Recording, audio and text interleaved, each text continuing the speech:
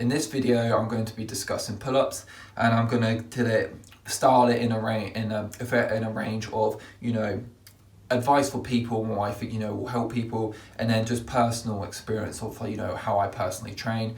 And I'm also going to break this video into two. So there'll be one pull-up video, which I'm going to discuss will be volume and intensity. And the second one will be on accommodating exercises and variations of different pull-ups to help your pull-ups. Just breaking it down to shorten it because it'll be quite long altogether. So the first thing I'm going to discuss is volume, and out of everything I discuss, this is the most important one. So when I say volume, I don't mean how many pull-ups you can do. I mean how many times are you training pull-ups a week? How many times are you performing that movement? How many repetitions across a week have you done? One of the biggest mistakes people make, or should I say mistakes, misguidances of why they can't do pull-ups is, when they come to me and they say, I can't do a pull-up, I say, how often do you train them? And 9 times out of 10 people don't train pull-ups. One, because they think they can't do it, so they don't bother training it. And then secondly, the biggest mistake they make is not training it enough. So like anything, if you want to get good at it, you want to increase your bench, you want to increase your squat, you want to increase your running, if that's your main focus, you end up training it more, and that's why you see improvements. So with pull-ups, if you're not very good at it, them, and you're not training them, then you're not going to see the progress. If pull-ups are a real goal of yours, then you need to make sure that you're training them enough. And I'm talking about once a week, I'd say is okay, but being realistic, for me, again, personally, when I want to increase my pull-ups, and what's helped me to build them is I'm training them 3 or 4 times a week. That's rule of thumb. Again, take that with a pinch of salt, that if the muscle does get tired, you need to rest it. If I'm doing 3 or 4 times a week for a couple of weeks, and all of a sudden I feel like that stress has accumulated, I might stop pull-ups for like 5 days until I feel like I've fully recovered. So first thing, volume. If you're serious about increasing your pull-ups, aim for 3 times a week.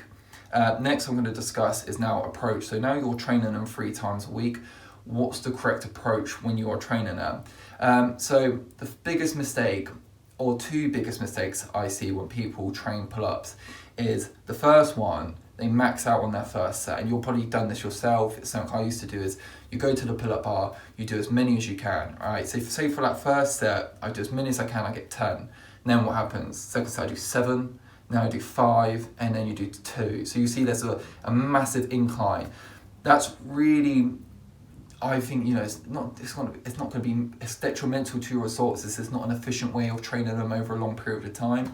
The best way to train them, so you need to be training your pull-ups at a range of intensities. And I'm going to discuss them in a bit more depth, but let's say on your main pull-up day, so when I say a range of intensities, you're going to have one main pull-up day, and on the other 2 days, you're going to have just kind of like 2 days to increase the volume. Not as intense as your main day, but it's just about, again, training the movement and, just building up those neurological pathways, getting those muscle fibers twitching, which will help you to build up that body strength for pull-ups. But say you're on your main day, you work at a higher intensity. So in this main day, this is what I always do. I do 4 sets and I work at 80% of my max.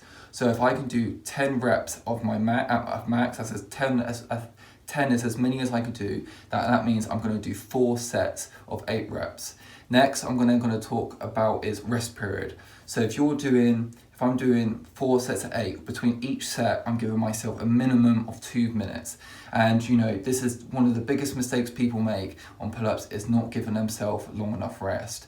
You're trying to build strength. You're trying to increase your strength for pull-ups. Whenever you do strength training, depending on what's the level of intensity, you always give yourself longer rest periods, So as I just previously said, you have a main pull-up day. On that main pull-up day, you work at 80% of your max.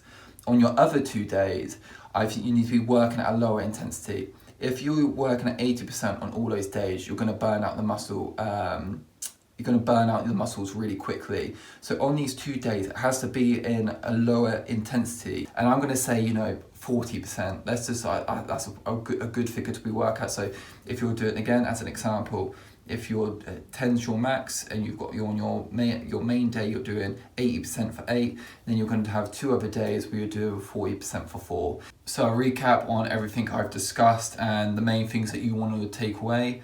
You want to increase your volume. If you want to improve your pull-ups, make sure that you're training them, I'd say a minimum of 3 times a week. Then when you're training them, you want to be training at a range of intensities. Again, so you're thinking about not ever trying to fully burn the muscle out. You're just, increasing your volume. And like you said, with increasing your volume and doing more repetitions of pull-ups, that will inherently allow you to increase your strength. And then we have approach. So when you are doing your pull-ups, no matter what intensities that you are working at, make sure that you're giving yourself a minimum of 2-minute rest. So we've got increase how many times you're doing them a week, work at a range of intensities, and always make sure you're giving yourself enough rest period during your sets. And that's all for this video. In my next, I will discuss accommodating exercises and other variations of pull-ups